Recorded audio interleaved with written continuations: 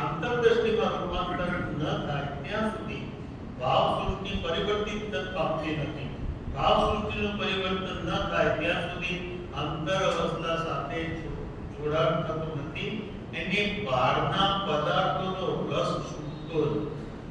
એ તમારે મહત્વની વાત કરી છે કે વિષયાવની વર્તનતે નિરાહારસ્ય દેહિન રસવર્ધક રસોપસ્ય પરમતસ્વાદ વર્તતે. વિષયનો રસ તો નિરાહાર કરવાથી, આહાર છોડવાથી વિષયનો રસ, વિષય છૂટે છે પણ વિષયનો રસ રહી જાય. આહાર છોડવાથી વિષય છૂટે છે પણ વિષયનો રસ અંદરમાં રહી જાય છે. ભગવાન મહાવીર મેઘકુમારને એમ કહ્યું, મેઘકુમાર તો ત્યાગી છે. એમને તો ભગવાન મહાવીરના સ્વહસ્તે દીક્ષા લીધી છે. શ્રેણી કુમારના પુત્ર છે અને આવી વ્યક્તિને યુવાન છે, વૈરાગ્ય થયો છે. આવી વ્યક્તિને ભગવાન મહાવીર કહે છે, મેઘકુમાર તમે આ દીક્ષા લીધી એટલે તમારું કલ્યાણ થાય એમ સમજશો નહીં.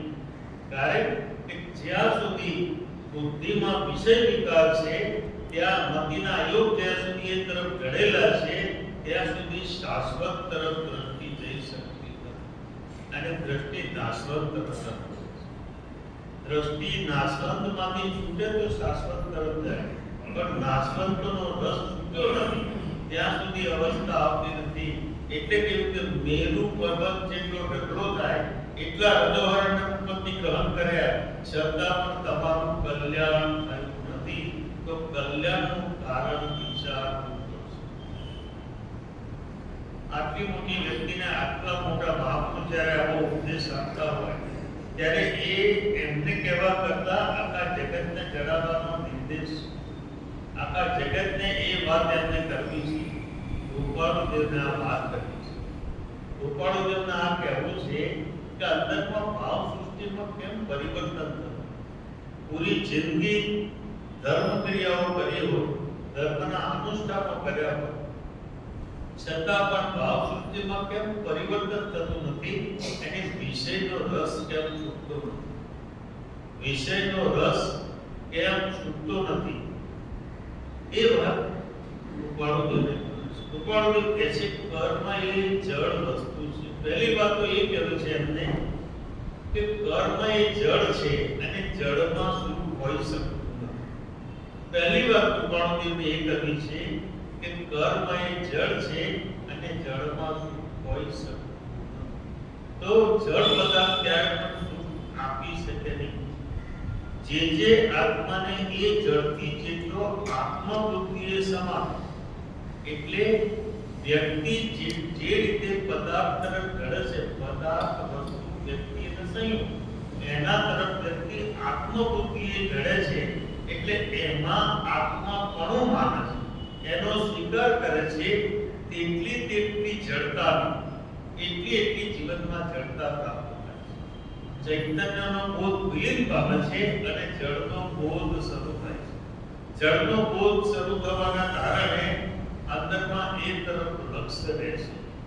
કોઈ સંત આવ્યા હોય, એને સવારે 5 વાગે આવવાના હોય, એને આપણને જવાનું કહેવામાં આવે, દરને કેટલા દિવસ રોકાવાના, અત્યારે ન જવું અને પછી જવું તો ચાલશે. પણ એ જ વખતે કોઈ કેશ ટ્રાન્ઝેક્શન લઈ ધંધો કરવા આવ્યો હોય તો માણસ એમ કે હું તમને સાંજે મળી છે ચાલશે કે પધારામાંથી એટલો પડે શું કરીશ? તરત ઉભો થાય કે ન થાય? તો બોધ શેનો પડ્યો છે? લક્ષ્મીનો બોધ પડ્યો છે કે શબ્દનો બોધ પડ્યો છે? બોધ શેનો પડ્યો છે? આત્મામાં તથા પ્રકારની બુદ્ધિ છે. આપણા જે ઇન્દ્રિયોના, આપણા જે વિષયો છે એ 4 કેન્દ્ર સ્થાનો પર કામ કરે છે. આ સમજવું બહુ જરૂરી છે કે આપણા જે વિષયો છે એ 4 કેન્દ્ર સ્થાનો પર કામ કરે છે. પહેલું કેન્દ્ર ઇન્દ્રિયો છે, બીજું કેન્દ્ર શરીર છે, ત્રીજું કેન્દ્ર મન છે અને ચોથું કેન્દ્ર બુદ્ધિ છે અને પાંચમું કેન્દ્ર ભાવ છે. જેને સાધના કરવી છે ને 5 કેન્દ્રોને શુદ્ધ કરવા પડશે, પવિત્ર કરવા પડશે. ઇન્દ્રિયોનો જ્યાં સુધી ઇન્દ્રિયોમાં પદાર્થનો બોધ છે ત્યાં સુધી ઇન્દ્રિયો પદાર્થ તરફ ગયા પડશે. શરીરને જ્યાં સુધી પદાર્થ તરફ બોધ છે ત્યાં સુધી શરીર પદાર્થ તરફ ઘડ્યા કરશે. મનમાં જ્યાં સુધી સંસ્કાર પદાર્થ તરફ ઘડેલો છે ત્યાં સુધી મન પદાર્થ તરફ ઘડ્યા કરશે. અને બુદ્ધિમાં જ્યાં સુધી સ્વીકાર છે કે શું પદાર્થમાં છે ત્યાં સુધી બુદ્ધિ પદાર્થ તરફ ઘડ્યા કરશે. અને ભાવ સૃષ્ટિમાં પરિવર્તન નહીં આવે ત્યાં સુધી અંતરમાં પદાર્થ બુદ્ધિ પોતાના જીવનમાંથી ટળતી નથી અને આત્મ બુદ્ધિ પ્રગટ થાય. આજે મૂળભૂત કારણ છે એને સમજવું. મૂળભૂત કારણ છે એને સમજવાનું છે કે વ્યક્તિને જેટલો પદાર્થનો બોધ છે કારણ કે અનંતકાળથી પદાર્થ સાથે જીવ્યો છે. આપણું શરીર એ પણ પદાર્થ છે, પંચ મહાભૂતોનું પુતળું છે અને પદાર્થ સ્વરૂપ આપણું શરીર હોવાથી આપણને શરીરનો બોધ રહ્યા કરે. ઊંઘમાં પણ શરીરની સ્મૃતિ રહ્યા કરે છે કારણ કે એનો બોધ છે. દેહાકારે આપણી બુદ્ધિ પરિણામ પામે છે એટલા માટે દેહનું ભાન સતત રહે છે અને જેના કારણે દેહ છે એનું ભાન ભૂલાય છે. દેહ આત્માના કારણે છે પણ આત્મા ભૂલાય છે અને દેહનું ભાન રહે છે. તો જ્યારે સાધના કરીશું ત્યારે ઇન્દ્રિયોને શાંત કરવી પડશે, શરીરને શાંત કરવું પડશે, મનને શાંત કરવું પડશે, બુદ્ધિના સ્વીકારમાંથી કાઢવું પડશે અને ભાવ શુદ્ધિ અંદરમાં કરવી પડશે. આ પાંચ કેન્દ્ર સ્થાનો પર જ્યારે સાધના થાય ત્યારે જીવનમાં કલ્યાણનું કારણ બને છે. ત્યાં સુધી કલ્યાણનું કારણ થતું નથી. હું દેહ છું એ કોણ સ્વીકારે છે? આપણને કોણ કહે છે હું દેહ છું? બુદ્ધિનો સ્વીકાર છે. બુદ્ધિ એમ કહે છે કે તું શરીર જ છું, તું આત્મા નથી. એ સ્વીકાર કરાવનાર બુદ્ધિ છે. એ બુદ્ધિ જ્યાં સુધી પ્રજ્ઞામાં પરિવર્તન ન પામે, એ બુદ્ધિ જ્યાં સુધી અંતર્મુખી ન થાય, એ બુદ્ધિ જ્યાં સુધી આત્મલક્ષી ન થાય ત્યાં સુધી એ બુદ્ધિમાં આત્માનું પરિણામ આવતું નથી. અને આત્માનું પરિણામ ન આવે ત્યાં સુધી દેહ બુદ્ધિ છે, આત્મ બુદ્ધિ પ્રગટ થતી નથી. રૂપણદેવ વારે ઘડીએ કહ્યું છે કે ચેતના વિષયાકારે પરિણામ પામે છે એટલે આત્માકારે પરિણામ પામતી નથી.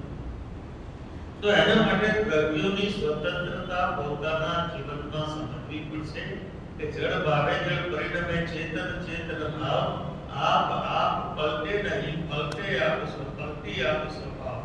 જળ એ જળ ભાવે જ પરિણમે છે, ચેતન એ ચેતન ભાવે જ પરિણમે છે.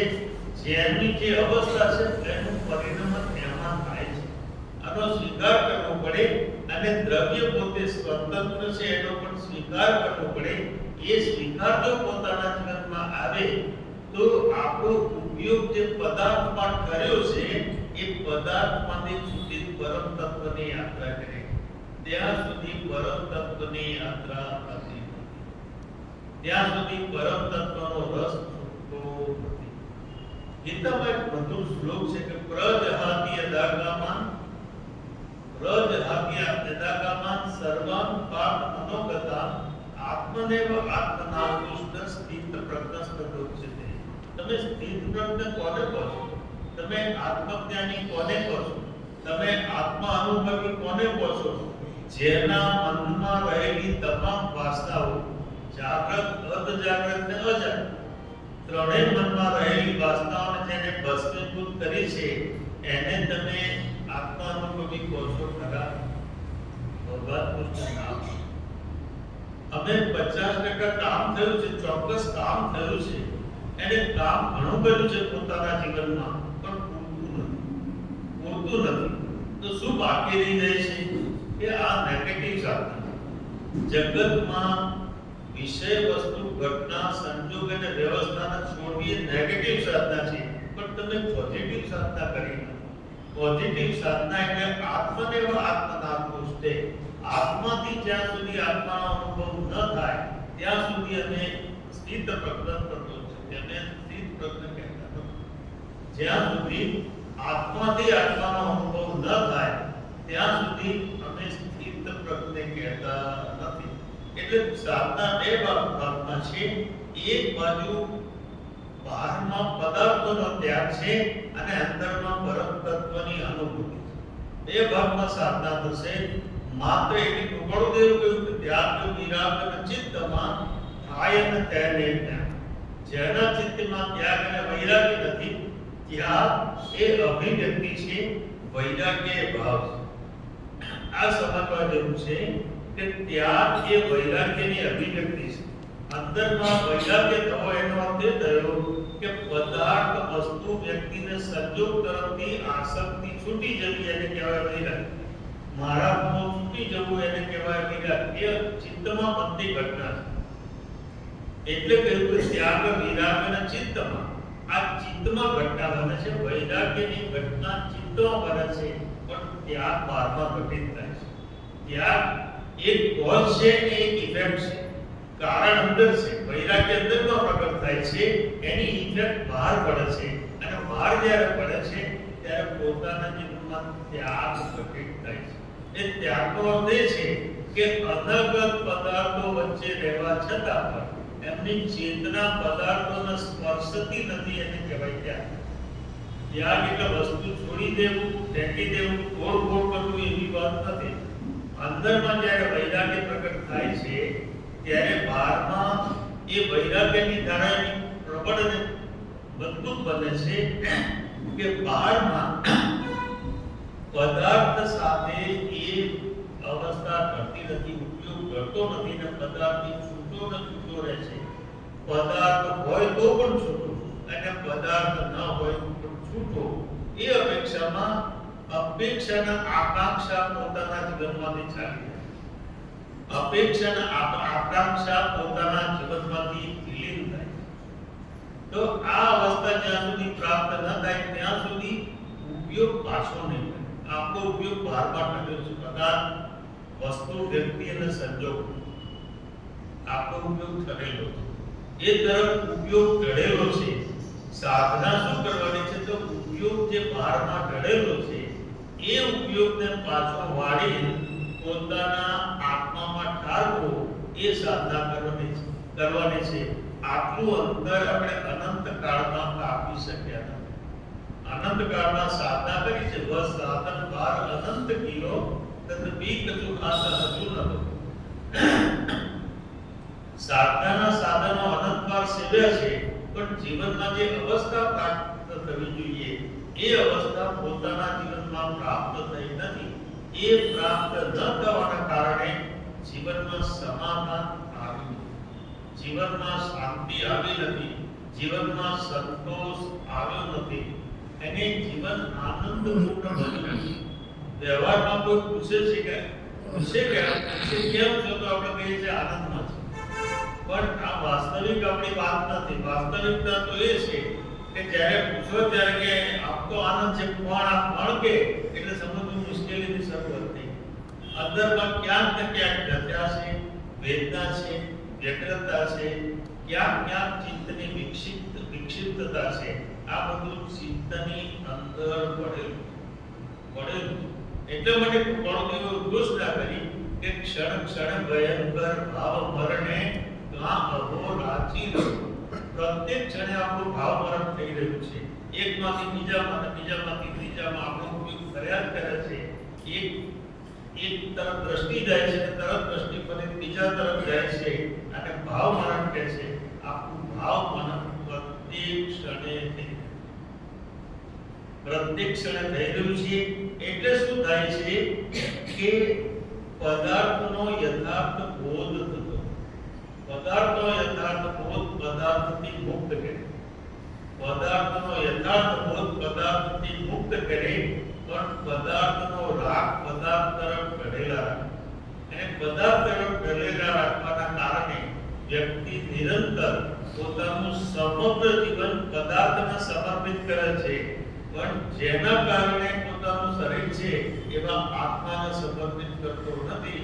એટલે આત્મબુદ્ધિ પ્રગટતી નથી, એને પદાર્થ ભાવ અથવા વિભાવ છૂટતો નથી.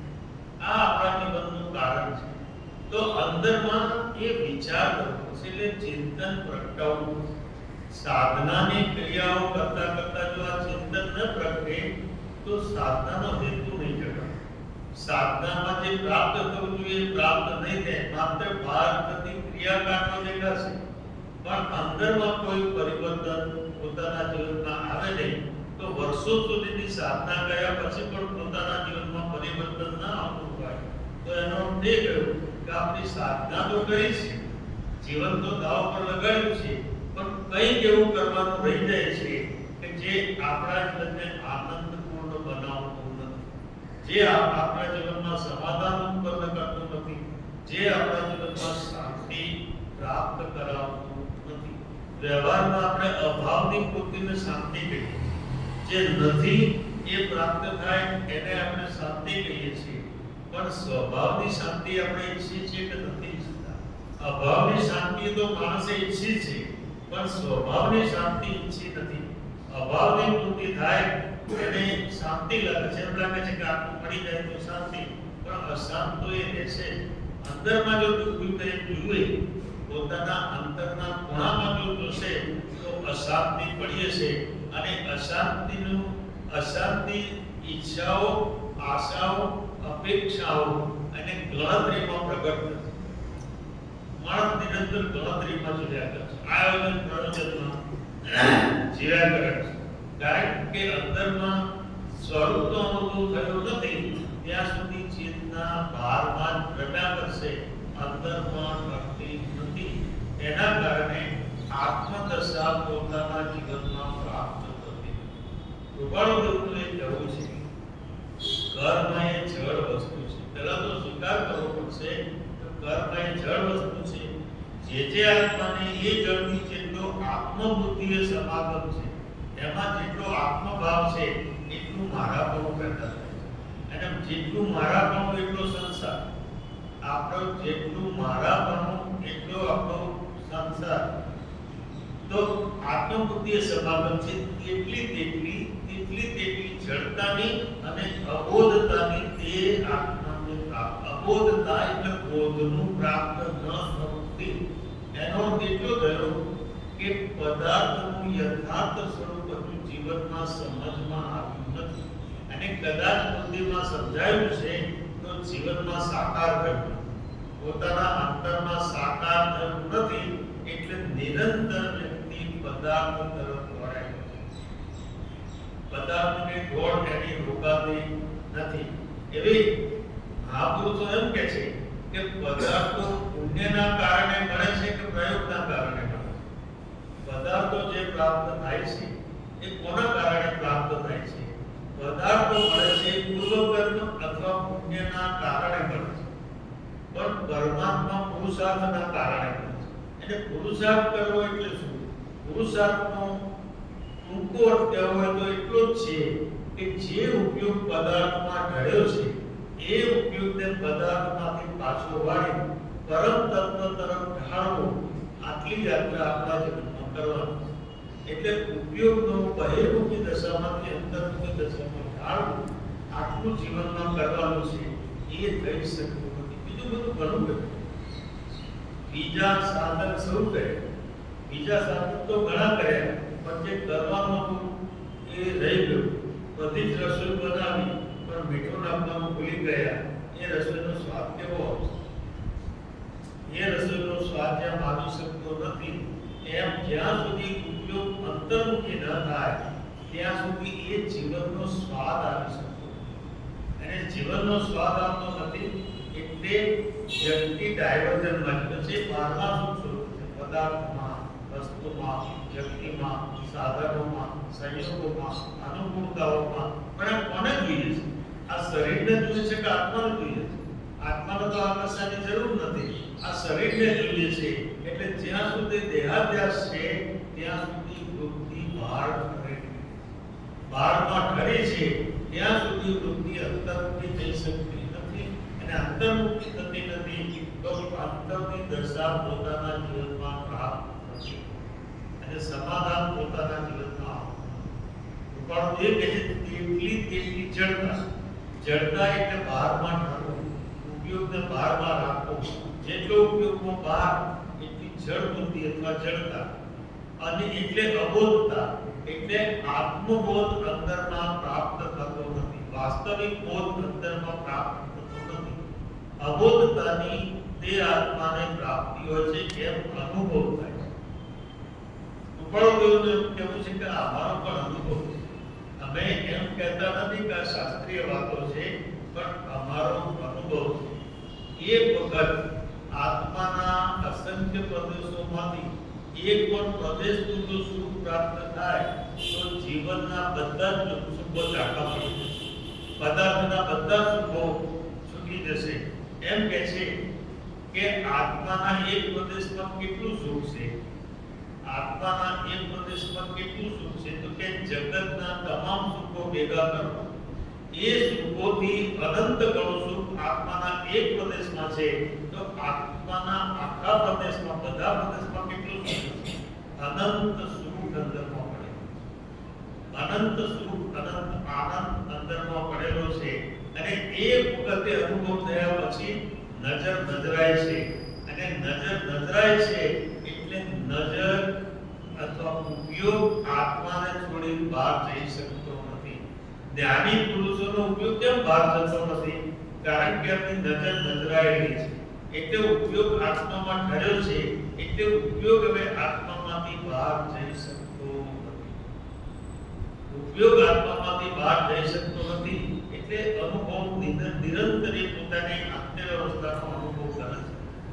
આશ્ચર્યતા એ છે કે પોતે જળ છતાં ચેતનને અચેતન મનાવી રહ્યા છે. કૃપાળુદેવ કહે છે કે પદાર્થો તો જળ છે, એમાં ચેતન નથી, પણ આ પદાર્થોનું સામર્થ્ય કેવું છે કે માણસમાં એવી બુદ્ધિ પેદા કરે છે કે જળને ચેતન માને છે અને ચેતનને જળ માને છે.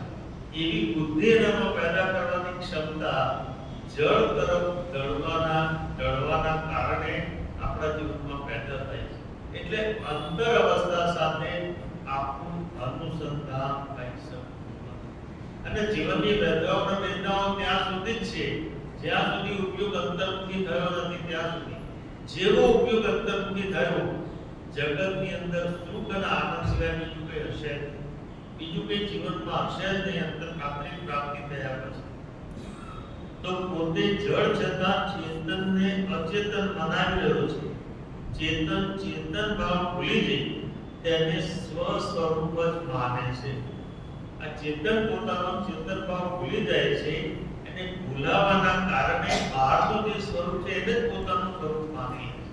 તેને પોતાનું સ્વરૂપ માની લે છે, વ્યવસ્થાઓને પોતાનું સ્વરૂપ માની લે છે, અનુકૂળતાઓને પોતાનું સ્વરૂપ માની લે છે.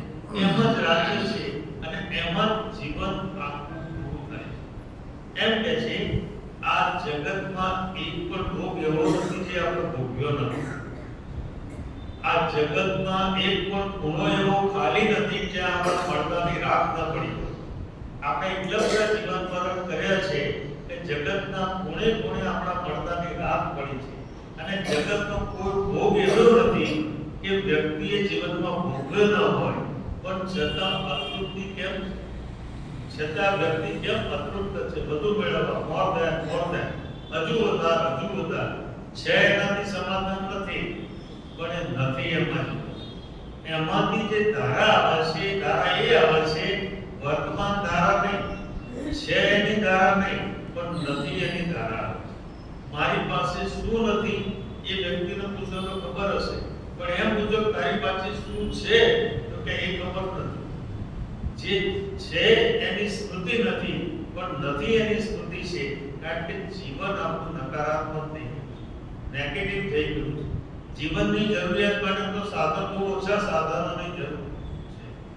કબીર એમ કહે છે કે તન કી ભૂખ તનિક કહે तीन पानों और शेर, मन की भूख अनंत है निगलत मेरु समय. आपको मेरु पर्वत મળે તો પણ મનની ભૂખનું સમાધાન થતું નથી. પણ શરીરની ભૂખ તો માણસેથી શેર અનાજ મળી જાય તો શરીરની ભૂખ પૂરી થઈ જાય, પણ મનની ભૂખને સમાવી શકાતી નથી. આધ્યાત્મનું સ્પંદન થતા મનની ભૂખ વિલીન થઈ જાય. આધ્યાત્મની અનુભૂતિ થતા મન શાંત બને છે.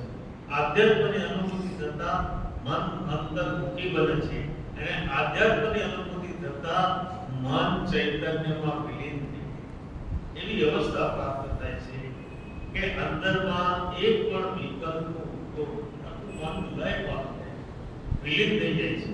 મનનું અસ્તિત્વ છે, મનનું અસ્તિત્વ છે, તો આ એનું વ્યક્તિત્વ વિલીન પામી જાય છે.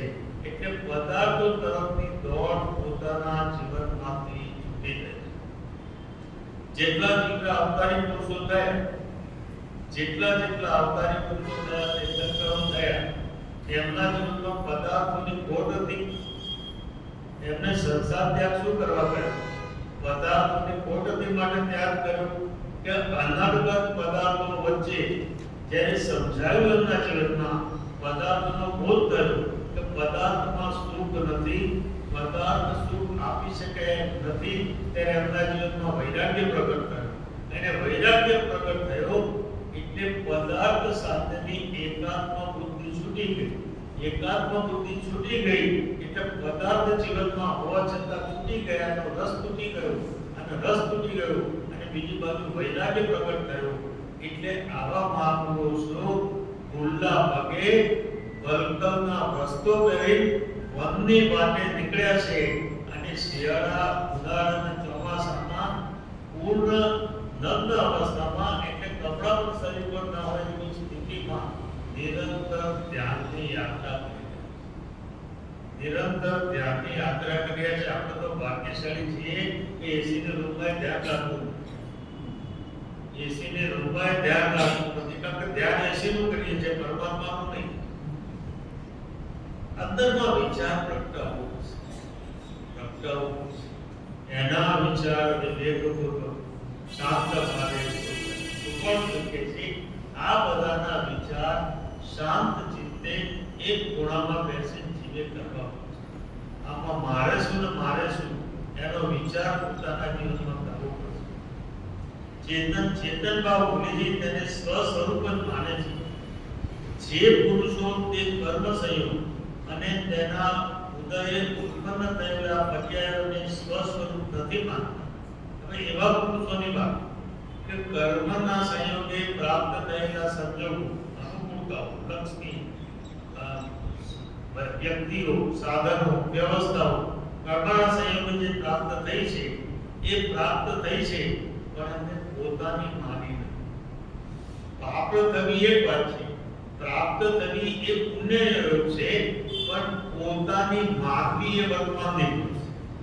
પ્રાપ્ત થવી એ પુણ્યનો યોગ છે, પણ પોતાની માગવી એ પુરુષાર્થની ખામી છે, એ પોતાના ચિંતનની ખામી છે. જે પુરુષો કર્મ સંયોગને તેના ઉદયે પ્રાપ્ત થયેલા પર્યાયો સ્વ સ્વરૂપ નથી માનતા અને પૂર્વ સંયોગો સત્તામાં છે, તેને અબંધ પરિણામે ભોગવી રહ્યા છે. ત્યાં પણ ભોગતો છે. શરીર છે, જ્યાં શરીર છે ત્યાં પદાર્થોની જરૂર પડશે. શરીરને સાચવવા માટે પદાર્થોની જરૂર પડશે, પણ પદાર્થની જે ઉપયોગિતા છે એ જીવનની જરૂરિયાત છે. પદાર્થની ઉપયોગિતા છે, જીવનની જરૂરિયાત છે, પણ પદાર્થોને એકઠા કરવાની વૃત્તિ છે, જીવનની વાસના છે. તો ઉપયોગિતા અને વાસના એ બંને વચ્ચે અંતરનો ભેદ પોતાના જીવનમાં પાડવો છે. શરીર છે, પદાર્થો વાપરવાની ના નથી. પ્રશ્ન એ આવશે સામે પુણ્યના કારણે પદાર્થો મળ્યા છે તો એને વાપરવા કે નહીં, એને વાપરવાની છૂટ છે. જેને પુણ્યના કારણે પદાર્થો મળ્યા છે એને વાપરવાની છૂટ છે, પણ જે ઉપયોગિતા હોય એટલું એને વાપરે, જેટલી જરૂરિયાત હોય એટલું વાપરે. નહીં તો શું થશે? ચિત્ત વિક્ષિપ્ત બનશે અને પદાર્થો વાસના બની જશે. એટલે વધારે ભેગું કરું એવો ભાવ પોતાના ચિત્તમાં પ્રવેશે. એટલે સમગ્ર ચિત્તનું ચિંતન પદાર્થો તરફ છે. પછી શું થાય? સમગ્ર ચિત્તનું ચિંતન પદાર્થ તરફ હશે અને પરમ તત્વનું ચિંતન ચાલુ જશે અથવા ઘટી જશે. એવી અવસ્થા. એના કારણે અંતર તત્વ સાથે આપણું અનુસંધાન કરવું. અંતર તત્વ અચૂકું ને અસ્પર્શિત રહી જાય છે.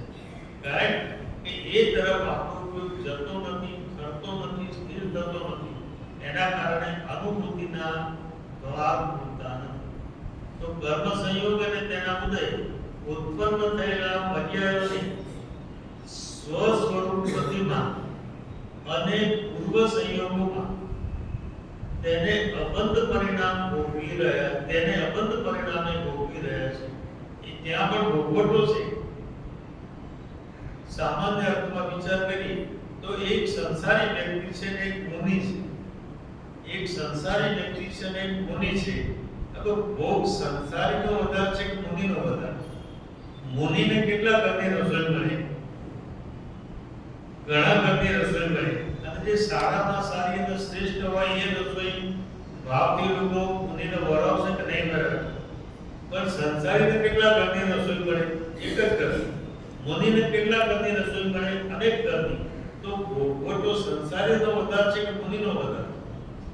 મુનિનો વધારે છે. પણ મુનિ અબંધ પરિણામી છે અને સંસારી બંધ પરિણામી છે. તો કારણ કે બંનેના ભાવમાં ફરક છે. મુનિ ભોગવવા છતાં ભોગવતા નથી અને સંસારી વગર ભોગવે બંધાય છે. સંસારી વગર ભોગવે બંધાય છે અને મુનિ ભોગવવા છતાં ભોગવતા નથી. કારણ કે અંદરમાં ચેતના અનાસક્ત બની, ચેતનામાં રસ નથી, ચેતના એ તરફ ઘટતી નથી.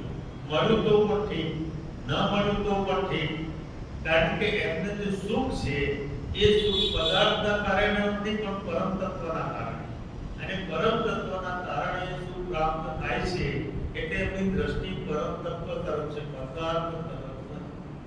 વિચાર કરો કે આ 8 દિવસના અઠ્યાય કરી હોય, 8 દિવસના પારણા કર્યા હોય અને પારણાના દિવસે કોઈ પારણું કરવા માટે બોલાવે અને પારણામાં ઘોડાને ખાવાના બાકડા આપણે દીક્ષા તો આપણે શું કહીશું? આપણું મન શાંત રહેશે કે વિક્ષિપ્ત થશે? કેમ બોલતા?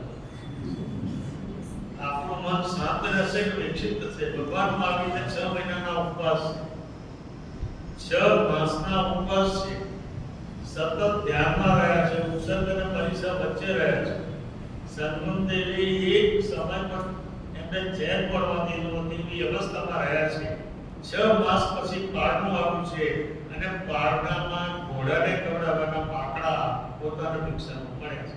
ભગવાને શ્રેષ્ઠીઓને જે ગોરાવતા હતા એ દલિત. ઘણા પુરુષો એવા હતા કે પોતાનું સમગ્ર એમના ચરણે ધરવા માટે તૈયાર હતા, સમગ્ર પદાર્થો આપવા માટે તૈયાર હતા, પણ એ પદાર્થો એમને ન લીધા અને ચંદનના બાકડાથી પોતે પારણું, ચંદનના બાકડાથી પોતે પારણું કર્યું. આ અવસ્થાની માનસિક ભૂમિકા કઈ સમજાય છે ખરા? આ અવસ્થામાં માનસિક ભૂમિકાનો ચિતાર કઈ ખ્યાલમાં આવે છે ખરા? કે પદાર્થથી કેટલી ચેતના મુક્ત થઈ ગઈ છે કે 6 મહિનાના ઉપવાસ પછી પણ જે કંઈ ભોજન મળ્યું એ શરીરને જોઈએ છે, મને જોઈતું નથી એવા ભાવ સાથે ભોજનનો સ્વીકાર. એની પાછળ પ્રેમનું સ્પંદન છે, એની પાછળ વિરહ છે, એની પાછળ વેદના છે, એની પાછળ અભિપ્સા છે, એની પાછળ ચેતના છે. કેટલા વખતના વિરહ પછી આ અત્યંત પ્રેમ ઉત્પન્ન થયો છે અને આ પ્રેમનો પ્રસાદ સાથે ભગવાનનો આપણને તો ખાવામાં એક ચીજ ઓછી હોય ને તો વાંકું પડી જાય. એક ચીજ ઓછી હોય તો વાંકું પડી જાય. એક બેન એમ કહેતા હતા, ગુરુજી ડૉક્ટર નતા વાલે કહીએ કે અમારા એ વર્ષી ડૉક્ટર, અમારા એ સમજાય એ વર્ષી ડૉક્ટર છે, પણ કે અમને પારણું હોય ત્યારે અમારું હૃદયની ધબકારા વધી જાય કે પારણામાં 10 ચીજ બનાવી હોય અને એક ચીજ જો ઓછી થઈ તો આખું ઘર માથે લે અને આખું ઘર તહસ કરી નાખે, એટલું બધું તોફાન કરી મૂકે. એટલે કે એમનું પારણું પતી જાય પછી એમને 48 કલાકની શાંતિ કાઢવું ઉપવાસ આવે ને બીજા દિવસે. આ અવસ્થા અને જ્ઞાની પુરુષોની અવસ્થામાં કેટલું વાસ્ટ ડિફરન્સ છે, કેટલું બધું ફરક છે. ચિત્ત એક ક્ષણ માટે પણ વિક્ષિપ્ત થતું નથી, પરંતુ આનંદમય એવા ઝીલે છે કે ચિત્તમાં એક ક્ષણ પણ વિક્ષિપ્તતા વ્યથા નથી, વેદના આક્રોશ એક ક્ષણ માટે પ્રગટ થતો નથી. એવી ચિત્તની અવસ્થા એક જ્ઞાનમાંથી આવશે. રાખેલી નહીં રે, રાખેલી ક્ષમતા રાખી હશે ને તો જ્યાં સુધી વિચાર અને સમજણનું બળ છે ને ત્યાં સુધી રહેશે. એ વિચારનું બળ તૂટ્યું એટલે અંદર ભેગું થયેલું બધું એક સાથે બહાર નીકળશે.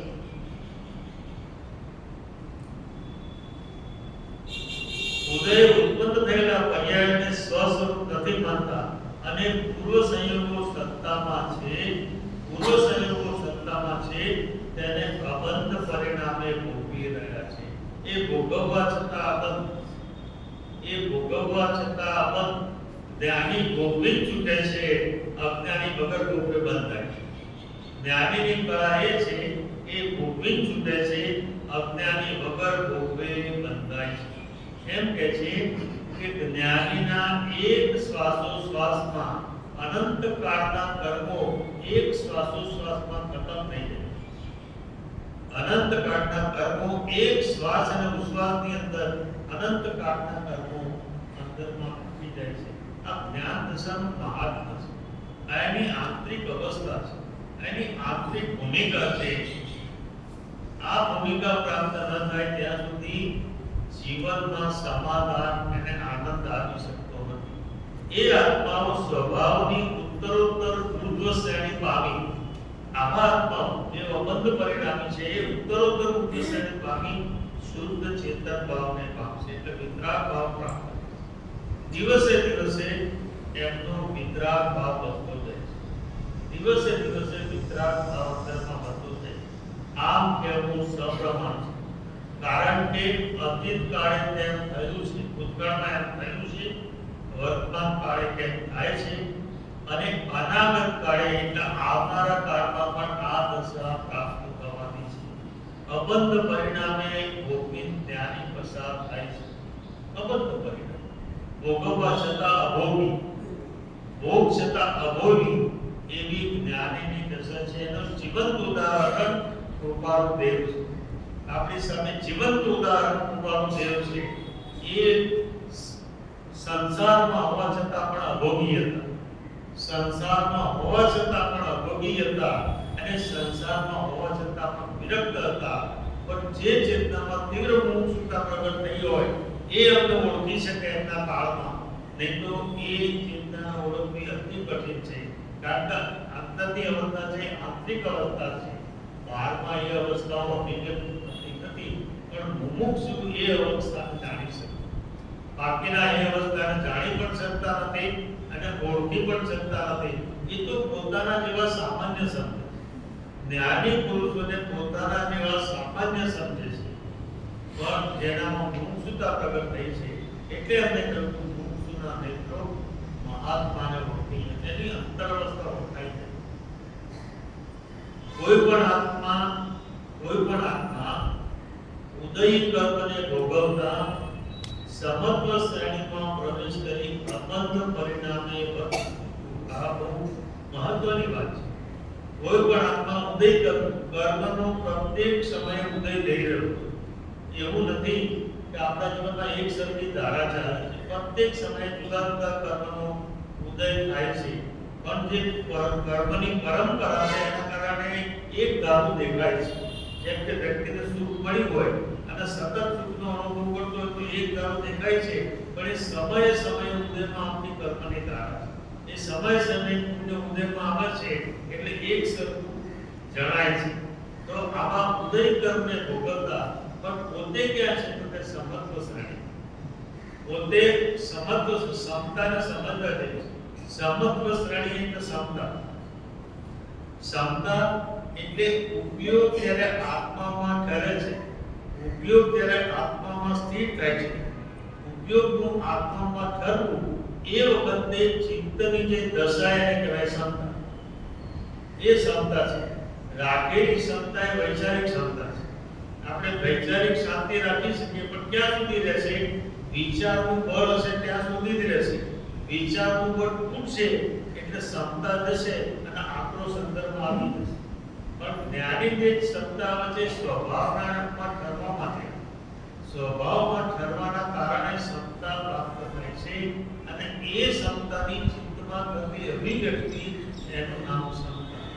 આ સમતા પોતાના જગતમાં પ્રાપ્ત થાય અને આવી સમતા બહારના બહારના કોઈ પણ સંજોગો બદલી શકતા નથી, આ ક્ષમતાને વિકસિત કરી શકતા નથી. પછી ચાહે નાકમાં પીલા રોવાતા હોય કે જીવતે જીવન ગંધર્વની જેમ ચામડી ઉતરતી હોય કે તાજા મુંડાવેલા પાકા ઉપર ખેડના સરસા અંગારા ભરાતા હોય, પણ આ ક્ષમતા અંદરમાંથી મળતી નથી. આ ક્ષમતા અંદરમાંથી જતી નથી. એ ગમે તેવી પરિસ્થિતિને સંભાળે સહન કરવાની જે ક્ષમતા આવે છે એ આ ક્ષમતામાંથી આવે, સ્વરૂપના ધરણમાંથી આવે છે, સ્વરૂપમાં ઢળવાથી આવે છે. એ અવસ્થા પ્રાપ્ત ન થાય ત્યાં સુધી જીવન સંતુલિત બનતું, જીવન સંતુલિત નહીં બને. પણ જાત જાતના વિચારો પોતાના જીવનમાં આવ્યા કરે છે. કોઈ પણ આત્મા ઉદયગમ અને ભોગતા સમત્વ શ્રેણીમાં પ્રવેશ કરી અબંધ પરિણામે વધશે તો ખચિત ચેતન શુદ્ધિ થશે. અબંધ પરિણામે ઘટે તો ચેતનાની શુદ્ધિ થાય, નહીં તો શુદ્ધિ થઈ શકતી નથી. હવે રૂપાળો એનો ટૂંક સાર દેવા તો કરવું શું? આપણી તો એવી દશા નથી, આપણને એવી અવસ્થા પ્રાપ્ત થઈ નથી, આપણને આત્મજ્ઞાનનો બોધ થયો નથી, તો એ દિશામાં ઢળવા માટે શું કરવું? કયો પ્રયત્ન કરવો? એવી રીતે જીવનની યાત્રા કરવી કે જેથી અંતર અવસ્થા સાથે અનુસંધાન થઈ શકે. પણ જો કે છે આત્મા વિનય ધર્મનું મૂળ તત્વ છે વિનય છે. વિનય મૂળનો ધર્મ, ધર્મમાં વિનય, એ વિનય જ્યાં સુધી ન આવે, બહુમાન જ્યાં સુધી શાસ્ત્ર અને શાસ્ત્રજ્ઞ બંને, શાસ્ત્ર અને શાસ્ત્રના જાણતા એટલે અનુભવી પુરુષ, એમના પ્રત્યે વિનય બહુમાન ના આવે અને શરણાગત ભાવ ના આવે ત્યાં સુધી એ યાત્રા અધૂરી રહેશે. એટલે કે છે કે આત્મા વિનય એક તો સરળ અને લઘુત્વ ભાવ. સરળ એટલે સત્યનો સીધો સ્વીકાર કરે એને કહેવાય સરળ. સત્યનો સીધો સ્વીકાર કરવાની જેનામાં ક્ષમતા હોય એને કહેવાય સરળ. આવી સરળતા અંદરમાં ન હોય, પોતે જે કંઈ સ્વીકાર્યું હોય, પોતે જે કંઈ સ્વીકાર્યું, જે કંઈ અભિપ્રાયો સ્વીકાર્યા છે જીવન દરમિયાન આ જ્ઞાની પુરુષ મળ્યા પહેલા, એ તમામ અભિપ્રાયો એક સેકન્ડમાં છોડી જ્ઞાનીના ચરણમાં ઝૂકવા તૈયાર હોય એને કહેવાય સરળ. બાકીના બધા સરળ નથી, તૂટી જાય. જ્ઞાનીના ચરણમાં ઝૂકવા તૈયાર હોય એને કહેવાય સરળ. તો આત્મા વિનય થઈ સરળ અને લઘુત્વ ભાવમાં. લઘુત્વ ભાવ એટલે અહંકાર રહિત પણ. હું કંઈ પણ જાણતો નથી, મારી કોઈ અવસ્થા નથી, આ મહાત્મા પ્રાપ્ત ન થયા હોત તો મારા જીવનનું કલ્યાણ ન થાત, અને દાદા મારા ઉદ્ધારક એ છે. આ બધા લઘુત્વ ભાવના સંવેદન. આવો લઘુત્વ ભાવ પોતાના જીવનમાં પ્રાપ્ત થાય તો જ્ઞાની સાથે અનુસંધાન થાય, નહીં તો જ્ઞાની સાથે અનુસંધાન થઈ શકે. જ્ઞાનીના માર્ગમાં એક વાત છે, પણ જ્ઞાનને જીવવું એ તો અલૌકિક વાત. લઘુત્વ ભાવ પામી સદૈવ સત્પુરુષના ચરણ કમળ પ્રતિ રહ્યો, જ્ઞાની પુરુષના ચરણમાં રહ્યો, જ્ઞાની પુરુષની સાથે રહ્યો, જ્ઞાની પુરુષની પાસે રહ્યો. એવું થાય કે જ્ઞાની પુરુષ સતત પોતાની પાસે ન રહે, કારણ કે એમની પણ દાયિત્વ છે, એમની જવાબદારી, એમને પણ જાત જાતની અવસ્થાઓ છે. એટલે કૃપાળુભાઈ પણ કહેતા હતા કે એવું નહીં બને કે સતત જ્ઞાની પોતાની પાસે હાજર હોય, પણ પોતાનું ચિત્ત નિરંતર જ્ઞાનીના ચરણમાં, પોતાનું ચિત્ત નિરંતર જ્ઞાનીના ચરણમાં, એ ચરણ કમળ પ્રતિ રહ્યો. તો જે મહાત્માઓને નમસ્કાર, એમને જે મહાત્માઓ દ્વારા પોતાના જીવનમાં જે પ્રાપ્ત કર્યું, પોતાના જીવનમાં જે અનુભવ મેળવ્યો, જે મહાત્માઓ દ્વારા અનુભવ મેળવ્યો છે, જે સાધના કરવાથી અનુભવ મેળવ્યો છે, તે મહાત્માઓની જે જાતની સિદ્ધિ છે, એ મહાત્માઓના જીવનમાં જે કંઈ પ્રગટ થયું છે, તે જાતની સિદ્ધિ સંપ્રાપ્ત કરી શકાય. એ જાતની સિદ્ધિ આ જ્ઞાની પુરુષના ચરણમાં રહેલા જીવને પ્રાપ્ત થાય. તે પ્રકારની સિદ્ધિ આ જ્ઞાની પુરુષના ચરણોમાં રહેલા વ્યક્તિને પ્રાપ્ત થાય છે. અને એનું જીવંત ઉદાહરણ કૃપાળુદેવ અને લઘુરાજ સ્વામી. લઘુરાજ સ્વામી પરમ વિનય ભાવે એમની પાસે રહ્યા છે. એટલે કૃપાળુદેવની જે સિદ્ધિઓ હતી, એ સિદ્ધિઓ સિદ્ધિઓ એમને કહ્યું કે મુનિ સિદ્ધિઓ પ્રગટ થશે એને ઓળખી શુદ્ધતા પણ આપી, કારણ કે જાણતા હતા કે અમારા ચરણોમાં છે, માટે અમારી તમામ સિદ્ધિઓ એમને ઉપલબ્ધ થયા વગર રહેવાની. હવે એમ કહે છે તો પછી અમારું કલ્યાણ કેમ થયું? શેના માટે અમારું કલ્યાણ થયું? એવું નથી, ધર્મ કર્યો નથી, જ્ઞાની પુરુષની ઈચ્છા નથી, આધ્યાત્મના શાસ્ત્રો વાંચ્યા નથી, એવું નથી. તો કે છે અનંત કાળમાં પાતો સત્પાત્રતા થઈ, પાત્રતા અંતરના જીવનમાં આવી નથી, પાત્રતા જીવનમાં આવી નથી. કાં તો સદગુરુ, જેમાં સદગુરુત્વ સત્સંગને સત કરતા રહ્યા છે તે મળ્યા નથી, કાં તો જ્ઞાની પુરુષ મળ્યા નથી, મળ્યા તો ઓળખ્યા નથી, ઓળખ્યા તો એમના ચરણમાં બેઠા નથી, બેઠા નથી તો ચરણોપાસના કરી નથી, એમાંથી અશરણ ભાવ આવ્યો નથી, અશરણ ભાવમાંથી અસહાય ભાવ આવ્યો નથી, અસહાય આવ્યો નથી તો સમર્પણ આપ્યું નથી, સમર્પણ આપ્યું નથી તો ચરણ કમલની ઉપાસના થઈ નથી, ચરણ કમલની ઉપાસના થઈ નથી તો આજ્ઞા ભક્તિ પણ થઈ નથી. આજ્ઞા ભક્તિ વગર કશું પ્રાપ્ત થતું. આજ્ઞા ભક્તિ એટલે ભગવાન સ્વામીએ જ્યારે આજ્ઞા કરી આધ્યાત્મની ભૂમિકામાં, ત્યારે કહ્યું આણાએ ધમ્મો, આજ્ઞા એ જ ધર્મ છે, આણાએ ધમ્મો, આજ્ઞા એ જ ધર્મ છે, જ્ઞાની પુરુષની આજ્ઞા એ જ ધર્મ. અને એટલા માટે તો આપણા જે સૂત્રો આવે, પ્રતિક્રમણના સામાયિકના સૂત્રો આવે, એમાં પૂછવામાં આવે છે ઈચ્છા કારણે સંતિશે ભગવાન સામાયિક કરું, સામાયિક લઉં, આ બધું પૂછવામાં આવે છે. કેમ પૂછવામાં આવે છે? સામાયિક પણ જ્ઞાનીની આજ્ઞાથી કરવાનું, નવકારસિંહ પણ જ્ઞાનીની આજ્ઞાથી કરવાની છે. એમ કે છે એક માણસ કરોડો વર્ષ ઉપાસના કરે અને એક વ્યક્તિ નવકારસિંહ જ્ઞાનીની આજ્ઞાથી કરે તો કોનું પુણ્ય વધારે? કે જે જ્ઞાનીની આજ્ઞાથી નવકારસિંહ કરે છે એનું પુણ્ય પેલા પુણ્ય કરતા વધી જાય છે. આટલું મોટું ગણિત આ જ્ઞાની પુરુષની અવસ્થામાં મળે. આ કાળમાં કાં તો સત્પાત્રતા થઈ, આપણા જીવનમાં પાત્રતા આવી, પાત્ર વિના વસ્તુ ન રહે, પાત્રે આત્મિક દાન, પાત્ર થવા સેવો સુધા બ્રહ્મચર્ય નથી, એવી પાત્રતા આપણા જીવનમાં આવી નથી. અને કાં તો સદગુરુ, જેમાં સદગુરુત્વ, સદગુરુ કોને કહ્યા? જે સદગુરુત્વ હોય તે, એટલે નિર્દોષ નરનું કથન માનો દેહ જેણે અનુભવ્યું. આ દેહ જેણે અનુભવ્યું મહત્વનું, દેહ જેણે અનુભવ્યું એને મહત્વનું છે. એ જ્યાં સુધી એમને તત્વનો અનુભવ ન કર્યો એ સદપુરુષ નથી. ગમે તેટલા પંડિત હોય, જ્ઞાની હોય, શાસ્ત્રોના અભ્યાસી હોય, બીજાને પ્રભાવિત કરી શકતા હોય, બોલાવી શકતા હોય અને લાખોની સંખ્યામાં અનુયાયી હોય, તો અગર જો આત્મતત્વનો અનુભવ ન કર્યો તો એ જ્ઞાની પુરુષ નથી, પણ એમનું તત્વ જ્ઞાની. આટલી મોટી વાત ધર્મશાસ્ત્રોએ કરી છે, ધર્મશાસ્ત્રોએ કરી છે. તો સદગુરુત્વ અને એમના ચરણોમાં બેસવું એનું નામ સત્સંગ. સત્સંગ તો એ અર્થ નથી કે જ્ઞાની પુરુષને પૂછ કર્યા કરે, જાત જાતના પ્રશ્નો પૂછ્યા કરવા. સત્સંગ એટલે જ્ઞાની પુરુષના ચરણોમાં બેસવું. ઘણી વખત એવું બને કે જ્ઞાની પુરુષ મૌન હોય અને શિષ્ય પણ મૌન હોય અને અચાનક એનામાં જ્ઞાનીની ધારા પ્રવેશી જાય અને એના બોધ અંદરનો અચાનક અને સત્કથા એ જેનામાં રહે છે એને કહેવાય જ્ઞાની. એ મળ્યા નથી, નહીં તો નિશ્ચય છે કે મોક્ષ હથેળીમાં છે. જો એ મળ્યા હોય તો મોક્ષ બહુ દૂર નથી. મોક્ષ એટલે કોઈ સ્થળ અથવા કાળ નથી. કૃપાળુદેવ મોક્ષ કયો નહીં છે શુદ્ધતા, તે પામે તે મન સમજાવ્યો સંક્ષેપ્તમાં સકળ માર્ગ દે. મોક્ષ એટલે નિજ શુદ્ધતા, પોતાના અંતરમાંથી રાગ દ્વેષ અને મોહ ખસી જાય, રાગ દ્વેષ મોહ નિર્મૂળ થાય એ અવસ્થામાં પોતાની જે ચિત્સિક અવસ્થા એને કહેવાય મોક્ષ.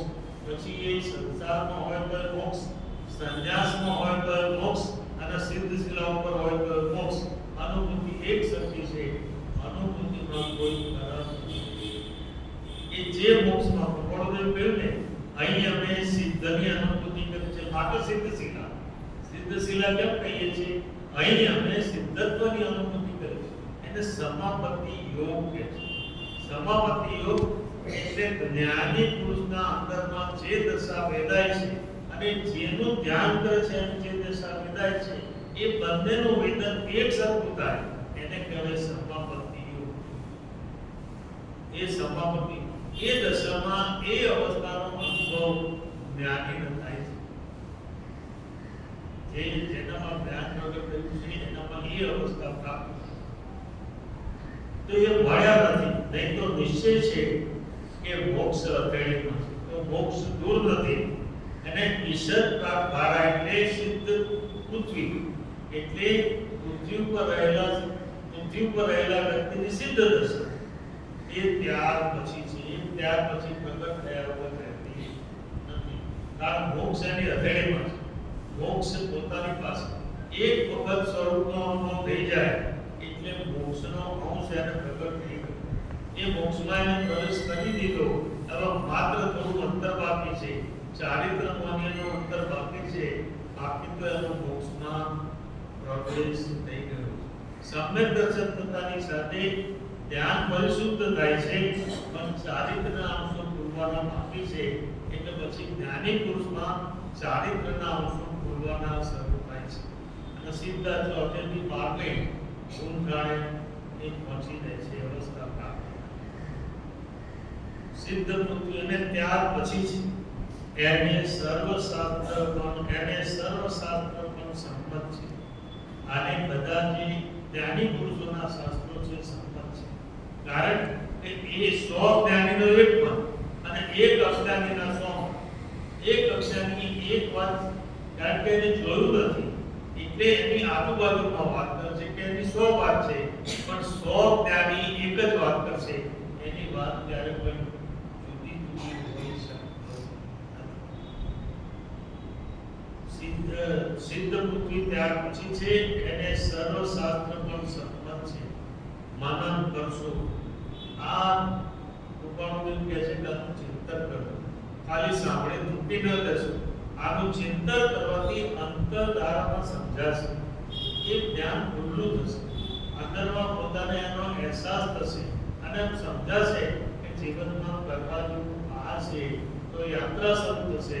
નહીં તો માત્ર સાંભળી વાત રહી જશે, પણ સાંભળ્યા પછી જીવનમાં પરિવર્તન આવશે નહીં.